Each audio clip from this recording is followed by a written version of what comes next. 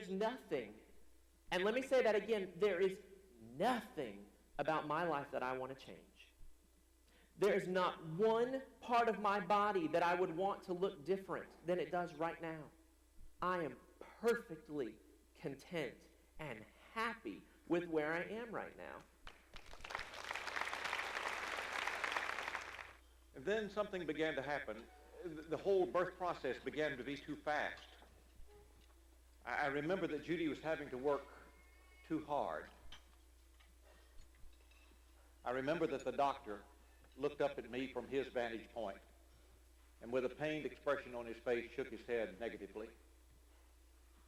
I moved so I could block Judy's view of the mirror. The doctor laid Chet on Judy's stomach and said, "Now, Judy, what we have here are some congenital anomalies." He had called for an anesthesiologist to put her to sleep to do the repair that was necessary. And I leaned down next to her and told her what I saw.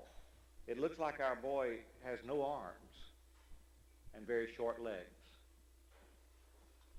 And with that, she cried herself to sleep. The next few moments were rather interesting as the doctor wanted to show me what he was doing. I had no understanding. He had already taken Chet over into a little holding area and laid him there.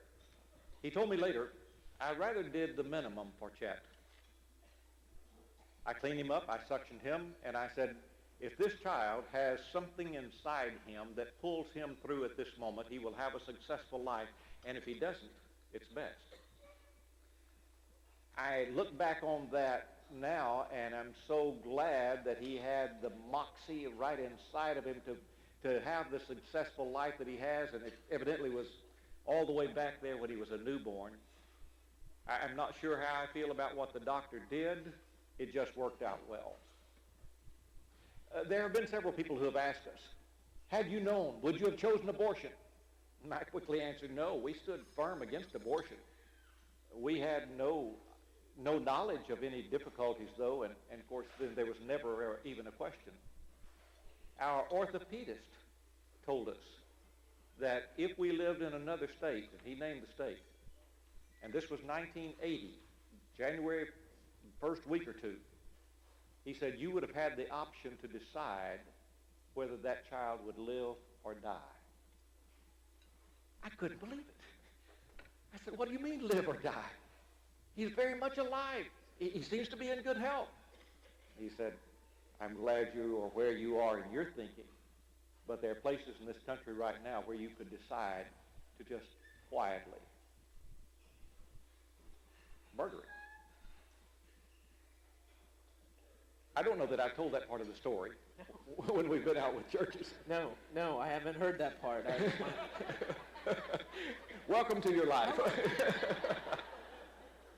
Let's say that you all saw me here tonight, and then tomorrow at the airport you happen to be walking through, and I was walking around with arms. Would that not freak you out? It's just not something that in our realm of experience occurs. And quite frankly, and I say this with total honesty, I don't understand what you people do with hands.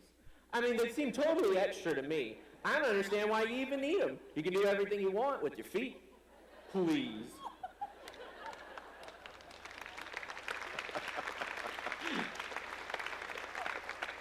I had more times of walking upstairs on legs that don't have bone connections in them. I'm standing on sheer muscle mass right now. It hurts. But I do it to prove a point, and that is that if I can stand up here before you and tell you that I live a positive life, so can you. That is why I'm here. That is why I believe I was put here, not that I was created in an unwhole body to give a message, but I believe that because of the way things happen, that God can use me in ways that he can't use other people. And I'm allowing that to happen tonight and allowing that to happen in my life. So my challenge to you tonight is to let that happen